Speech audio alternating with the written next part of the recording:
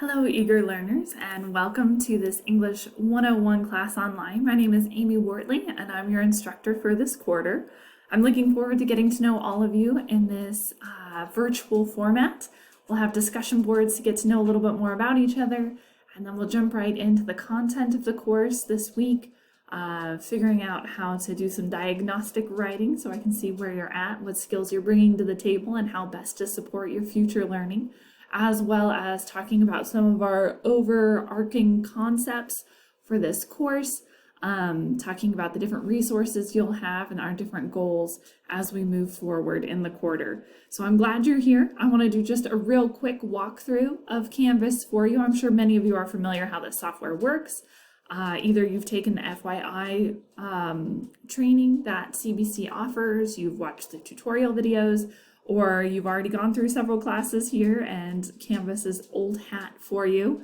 If those are the cases, feel free to just kind of play on your phone as you watch this video. If Canvas is new to you, I'm hoping that this kind of helps you walk through some of the most helpful things that'll be available to you in this format. So the first thing, when you click into Canvas, you will see our home screen. The home screen just orients you to what we're going to be doing. A little note on the course: we are going to theme this quarter a lot of really interesting research, particularly in educational psychology, looking specifically at post-secondary education, so college level learners, says that if concepts and assignments are linked by a theme, like an overarching idea, we tend to hold on to those skills we've learned for longer and are able to apply them in a wider variety of settings. So that all sounds good, right? The skills we learn in English, we want those to translate to our psych courses when we have to write a research paper, or our sociology, or our history, or our political science. Really any course that involves some writing or some research, we want these skills we learn in English 101 to help us out there, right? And so we are going to use a theme to kind of guide us this quarter. So the theme of the course for this quarter is true crime and justice, and how we deal with those concepts as particularly Americans, but as humans in general. So we're going to kick off our time together this quarter by reading an amazing book by Agatha Christie. It's called Murder on the Orient Express. It's going to knock your socks off. It'll be amazing. We'll talk more about that in the coming weeks. Then we're going to be doing a research argument essay about a concept called trial by media, how the way that we get information potentially could have some impact on our constitutional rights, in particular our Sixth Amendment right, which guarantees us the right to a unbiased jury if we ever get stuck in litigation. If we have to go before a judge and defend ourselves, we want to have an unbiased jury, right? And so the way we get information, particularly in social media platforms, could be problematic. It could sway a potential jury pool, and that phenomenon is called trial by media. We'll be talking about that and how it relates with true crime and justice. And then our final major project of the course is going to be dealing with cultural bias and justice, how we view different cultural groups than ourselves and how that could potentially be problematic, working with a lot of really solid psychological approaches, the us versus them mentality, implicit and explicit bias, that kind of stuff we'll be examining further, doing some research and applying to some global concepts. Cool stuff, right? Sounds amazing. You're like, yes, so glad I signed up for this course. I'm happy you did. We're gonna have a good time. So this is our home screen, tells us a little bit about the course, what we're going to be doing. Then you can click on announcements. Every Monday I'm going to be posting an announcement for you. This will tell you what we're doing for the week. It's going to remind you of some upcoming due dates. It's going to include a video where I go through the calendar with you and I go through the modules tabs and show you where all of your resources are located. So I highly recommend watching our weekly orientation videos. They will be posted every Monday for you, hopefully by lunchtime. I have two very small children. One is 3 and one just turned 1. And so I normally make these videos when they nap in the morning. So if the naps get dicey, The weekly orientation video may come out a little later in the day, but the goal is to have it out by noon. So look for those every Monday to help you figure out how to plan your time for the week. The assignments tab will tell you what assignments are coming up. You can see that these are grouped by project, project 1, project 2, and project 3. We'll have 3 major projects in this class, as well as some in-class writing and some discussion boards. All of that's available for you here. If you click on the discussions tab, this is an easy way to access the different ways we're going to be interacting with our classmates. All of that will pop up for you in the calendars as well. You can look at your grades. I'm not going to click on that because FERPA doesn't want us to show people's names and their ID numbers and stuff. So I'm not going to click on the grades, but you can click on them and see what you've earned on an assignment. Every assignment will have a numerical score as well as a grade box comment that will tell you how that score happened. And almost all of our assignments are graded based on a rubric. Some discussion boards aren't because I'm just looking to see if we're engaging, if we're talking about the ideas from the article or from the prompt. And that we're doing so within the parameters of the assignment, like it's meeting word count and all of that. Those don't necessarily have a rubric.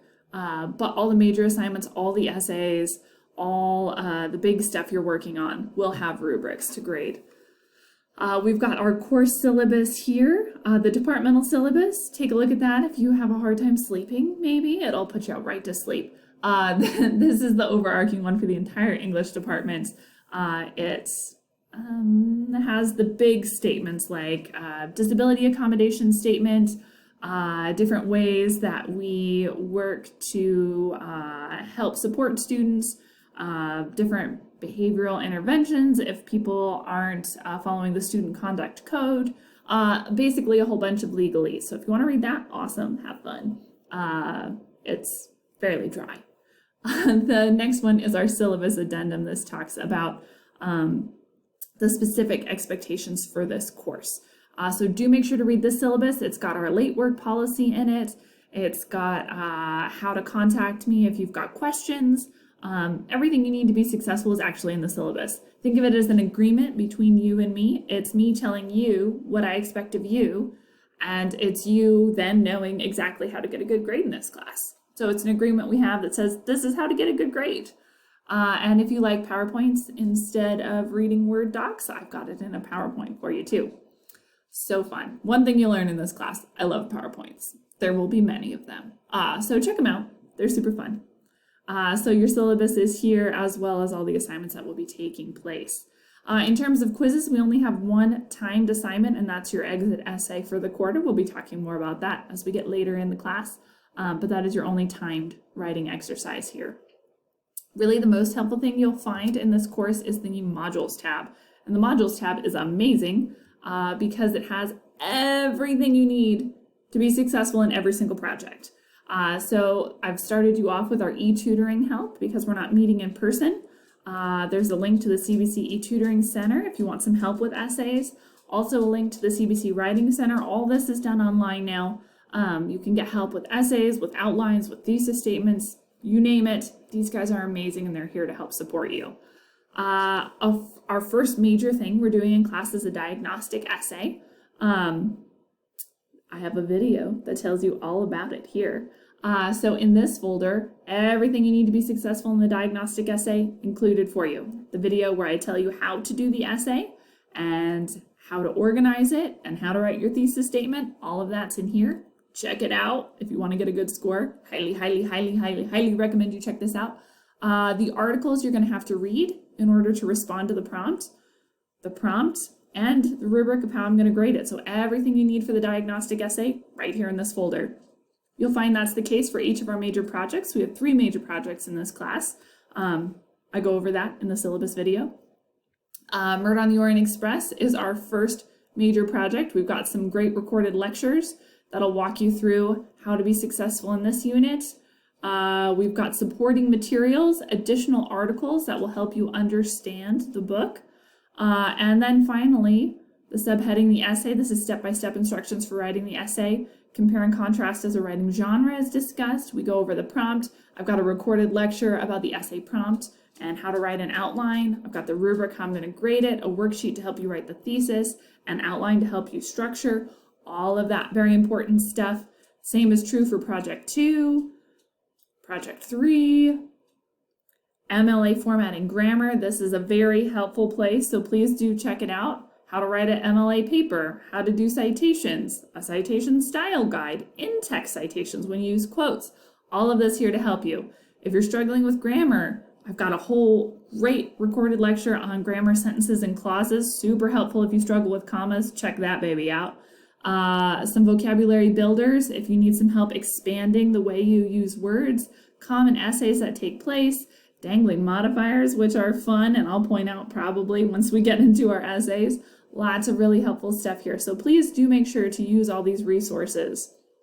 If you struggle with finding stuff in the library, I've got a library folder for you here, a link to a Prezi that our amazing CBC librarian Molly Mooney put together, how to find resources using the library databases, as well as a link to how to get a live chat with a CBC librarian. So if you're doing research, which you're going to have to do for all 3 of our major projects, and you're having a hard time finding stuff, live chat with the CBC librarians, amazing. They're incredible. You can also call them, you can also email them, but the live chat feature is really cool. So I've got a link for that here.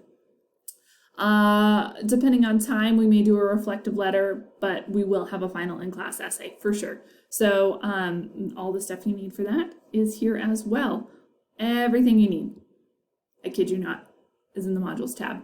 So check it out. Modules, amazing. Do it. Always look at there. And then the announcements. So probably your favorite places, guys, as we get started, modules tab and the announcements. They're excellent. And also, if you have questions, shoot me a message through Canvas, through the inbox. I am here to help. Truly, I am. It's not an imposition. It doesn't bother me if you ask questions. Really, I love teaching. It is my passion. This is my favorite job I've ever had. Like, it's amazing to get to teach you guys how to compose, how to research. I love it. I cannot stress it enough. So please, if you have questions, reach out. I'm here to help.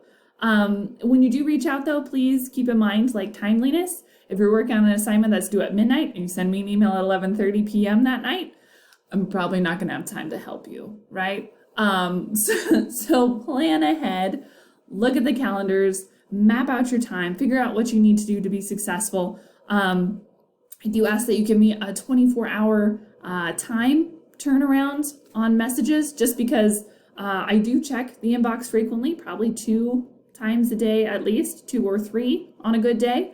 But if I miss your message and you needed help right then, that's going to be a problem, right? So please plan on at least 24 hours in advance to get some really detailed help. That way it gives us time to have some dialogue back and forth.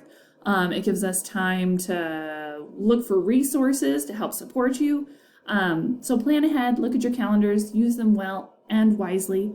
If you get truly stuck, just bogged down, and you need to like talk through things face to face, we can always set up a Zoom meeting too. So I'm here to help support you. I know this is a crazy time in the world right now between COVID-19, political unrest, cultural unrest, economic unrest. There's so much craziness happening in the world right now. It's a hard time to be doing school. So I want you to know I'm here to support you. We can get through this together. We're all in it together. That kind of solidarity and networking, proven time and time again by both educational psychologists and just regular behavioral psychologists, that making human connections really helps us get through difficult times. So I'm here to help. Please reach out if you need help. I'm so excited for this quarter together, and I'm looking forward to getting to know each of you in this virtual format.